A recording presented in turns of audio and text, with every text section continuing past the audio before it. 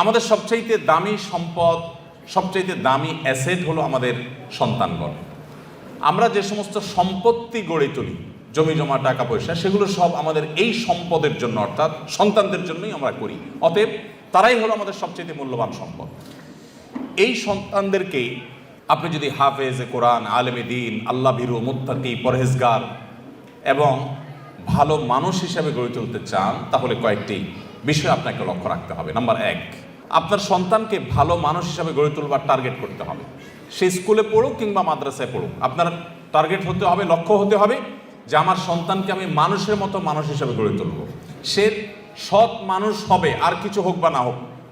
সে doctor engineer হতে পারুক বা না পারুক, সে বিসিএস ক্যাডার হতে পারুক বা না পারুক, সে সেনাবাহিনীতে ভালো কোনো অফিসার র্যাঙ্কে চান্স পাক বা না পাক, সে ভালো পরিচিত পপুলার কোনো আলেম বা তুখুর কোনো হাফেজ হতে পারুক বা না পারুক, সে যেন ভালো মানুষ হয়। সময়ত উপস্থিতি, আমি আবার বলছি, আমি আমার সন্তানদেরকে সবসময় বলি আপনাদের সঙ্গে শেয়ার করা, যাতে করে আপনাদের কারোর উপকার যেন হয়। আমি সবসময় তাদেরকে বলি, দেখো, পরীক্ষা ভালো ফলাফল করতে পারো কি না পারো, তুমি ভালো মানুষ হওয়ার চেষ্টা করো, তোমার অ্যাটিটিউড থেকে আমি সেটা দেখবো, তাতেই আমি হ্যাপি। আলহামদুলিল্লাহ। আল্লাহ তাআলা আমাদের সন্তানদেরকে ভালো মানুষ হিসেবে গড়ে তোলবার জন্য আমাদেরকে যোগ্য অভিভাবক হওয়ার তৌফিক দান করুন। তাহলে প্রথম কাজ হলো টার্গেট ঠিক করতে হবে যে আমার সন্তানকে আমি ভালো মানুষ, নেক, মুত্তাকি, পরহেজগার বানাবো। এরপরে অন্য কিছু হবে বা না হবে সেটা পরের বিষয়। আমার প্রাথমিক টার্গেট থাকবে সে একজন পরোপকারী মানুষ হবে, সে একজন সমাজমুখী মানুষ হবে, সে একজন কল্যাণকামী মানুষ হবে, সে সমাজের সবার কাজ করবে, যেখানেই যাবে সে মানুষের উপকার করবে, কোনোদিন ক্ষতি করবে না, এই মানুষ হবে। এবার সে ডাক্তার হোক, সে ইঞ্জিনিয়ার হোক, সে বিসিএস ক্যাডার হোক, সে অন্য কিছু হোক, সে মাদ্রাসা পড়ুয়া হোক, এমনকি সে যদি গতানুগতিক শিক্ষিত নাও হয়, তারপরে অন্তত এই জাতির কোনো ক্ষতিকর কোনো কিছু তার দ্বারা হবে না, ইনশাআল্লাহ তাআলা। নাম্বার 2, অভিভাবক হিসাবে আমাদের চোখের পানিটা অনেক বেশি গুরুত্বপূর্ণ। চোখের পানি মা বাবার সন্তানদের জন্য অনেক গুরুত্বপূর্ণ। কিছু মানুষের দোয়া আল্লাহ তাআলা ফিরিয়ে দেন না, এর ভিতরে মা বাবার দোয়া অনেক গুরুত্বপূর্ণ।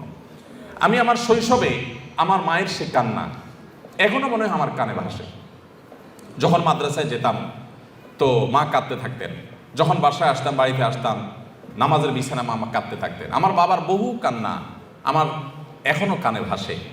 তাহাজ্জুদের সময় নিজে হয়তো ঘুমিয়েছিলাম, বাবার কান্নার আওয়াজে ঘুম ভেঙেছে, নাম ধরে ধরে দোয়া করতেন। তো সন্তানদের জন্য বাবা মার দোয়া অনেক গুরুত্বপূর্ণ। অতএব আদর্শ অভিভাবক হওয়ার জন্য সন্তানের জন্য চোখের পানি অনেক বেশি দরকার, দোয়া অনেক বেশি দরকার। আল্লাহ তাআলা আমাদেরকে সেটাও করার তৌফিক দান করুন।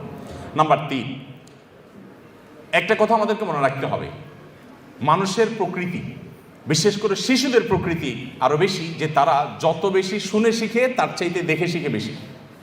তারা যতটা শুনে শিখে তার চাইতে দেখে বেশি শিখে। এটা মানবীয় প্রকৃতি, বাচ্চাদের মধ্যে এটা আরো বেশি। আপনি বাচ্চাকে সারাদিন বলবেন বাবা মিথ্যা বলে না, এটা যতটা বাচ্চার জন্য কার্যকর হবে, আপনি নিজে বিভিন্ন পর্যায়ে মিথ্যা বলার প্রয়োজন আছে বা সুযোগ আছে সেই জায়গাগুলোতে মিথ্যা অ্যাভয়েড করবেন। আপনার এই আদর্শটা বাচ্চাকে অনেক বেশি শিক্ষিত করবে যে মিথ্যা বলা যায় না, সে বলবে না। আপনি বাচ্চাকে মুখে বলবেন বাবা মোবাইল টিপে না, আর আপনি সারাক্ষণ নিজে মোবাইল হাতাবেন, তাহলে আপনার বাচ্চা কোনোদিন এই নেশা থেকে মুক্ত হতে পারবে না। আপনি তাকে বাঁচাতে চাইলে আপনি নিজেকে নিয়ন্ত্রণ করা শিখতে হবে। আর কিছু না হোক, অন্তত সন্তানের দিকে তাকায় হলে আমাদেরকে মানুষ হতে হবে। আপনি আপনার বাবার জুতা যদি সোজা করতে শিখেন, প্রতিদিন বের হওয়ার সময় আপনার বাবার জুতাটা সোজা করেন, মায়ের জুতাটা সোজা করেন, পরিষ্কার করে রেখে দেন, আপনার সন্তান আপনার জুতার উপরে পাড়া দিতে তার বিবেকে বাঁধবে। আর সারাদিন বলবেন বাবা মার সেবা করতে হয়, বই পড়াবেন, এগুলোতে সন্তান ততটা শিখবে না যতটা আপনার কাছ থেকে শিখবে। এই জন্য আপনি নিজের গরজে ভালো মানুষ হন বা না হন, অন্তত সন্তানের দিকে তাকে ভালো মানুষ হন। স্বামী স্ত্রী দুজন ঝগড়া করবেন, গালিগালাজ করবেন, হাতাহাতি করবেন সন্তানের সামনে, আর সন্তানকে বলবেন দেখো মিলেমিশে চলতে হয়, ভদ্র হয়ে চলতে হয়। সন্তান বলবে যে এগুলো বোধহয় কথার কথা, এগুলো আসলে আমলে নিতে হয় না, কারণ বাবা মা নিজেই তো আমল করেন না। আপনি মোবাইল টিপবেন আর ওই বলবেন এই পড়ালেখা করো, বই নাও, বই নিয়ে বসো, আর নিজে মোবাইল টিপতেছেন। তখন বাচ্চা মনে করবে কি জানেন? বাচ্চা মনে করবে যে আরে বাপ মা যেগুলো বলতেছে এগুলো বলতেছে মোবাইল নামক এই নিয়ামত থেকে আমাকে বঞ্চিত রাখবার জন্য। তা না হলে উনি টিপছেন কেন? এর মধ্যে এত সুখ যে উনি এটা থেকে এক মুহূর্ত থাকতে পারছেন না। নিশ্চয়ের ভিতরে রাজ্যের সকল সুখ এই মোবাইলের মধ্যেই আছে। বাচ্চা সেটার জন্য ঝাঁপায় পড়বে। এই জন্য মুখে কথা কম বলে বরং নিজেরা মোবাইলগুলোকে নিয়ন্ত্রণ করেন। অপ্রয়োজনে সারাক্ষণ রুগীর মতো এটা টিপি না করে লিমিটেড সময় কাজ করে বাচ্চাদেরকে সময় দেন। আল্লাহ আমাদেরকে তৌফিক দান করুন।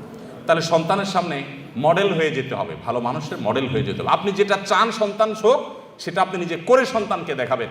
আপনার তাহাজ্জুদের কান্নায় আপনার সন্তানের যদি ঘুম ভাঙে, এই সন্তানকে ফজরের জন্য ডাকা লাগবে না ইনশাআল্লাহ। কিন্তু আপনি নিজে যদি কোনো রকম ডুমায় ফজর নামাজ পড়েন, এরপরে বাচ্চাকে ডাক করেন, এটা খুব বেশি কাজে আসবে না। চতুর্থত যে পয়েন্টটি আমি বলতে চাই তা হলো সন্তানদেরকে সময় দিন। আমাদের এখন ব্যাপারটা হয়ে গেছে পরীক্ষার চিন্তা যে ছাত্রের আর পড়ালেখা করার সুযোগ হয় না সেই ছাত্রের মতো। এটা কথা আছে না যে পরীক্ষার টেনশনে কি পড়ালেখার সুযোগ হয় না। আমাদের এখন সন্তানদের উন্নত উজ্জ্বল ভবিষ্যতের জন্য মা মায়ের কাজ নিয়ে, বাপ বাপের কাজ নিয়ে এত ব্যস্ত যে সন্তানকে সময় দেওয়ার সুযোগ নেই।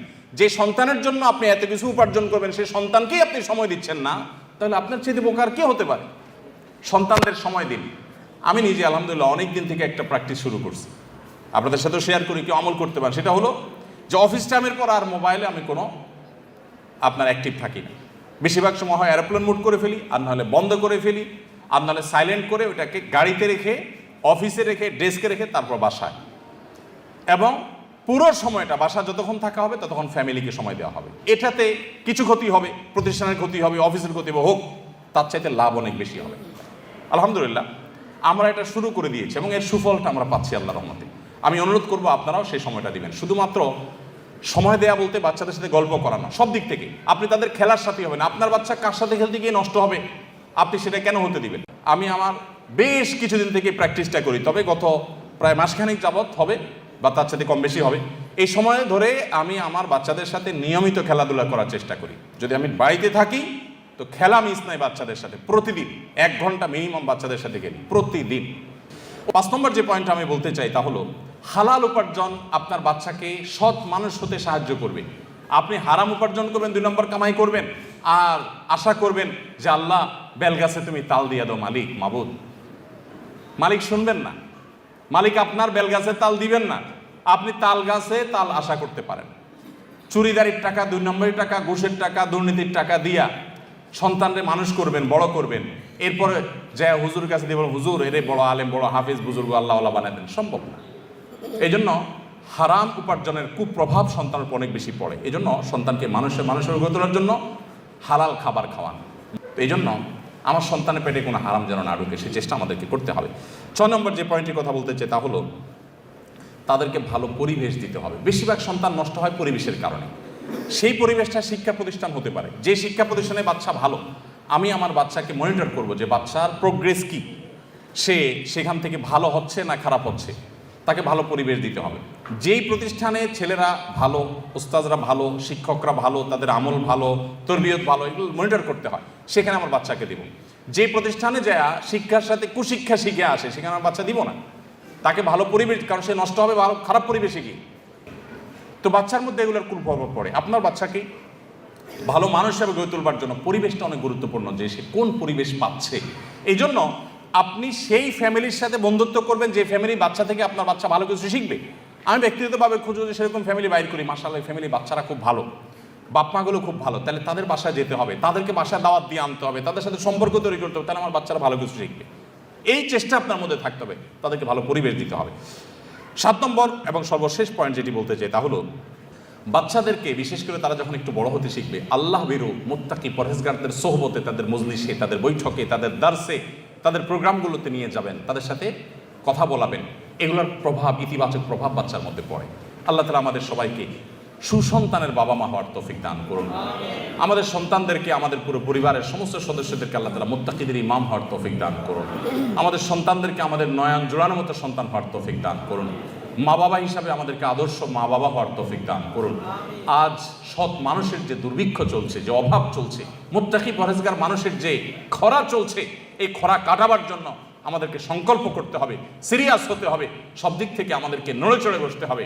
আল্লাহ তাআলা আমাদের সবাইকে সেই তৌফিক দান করুন।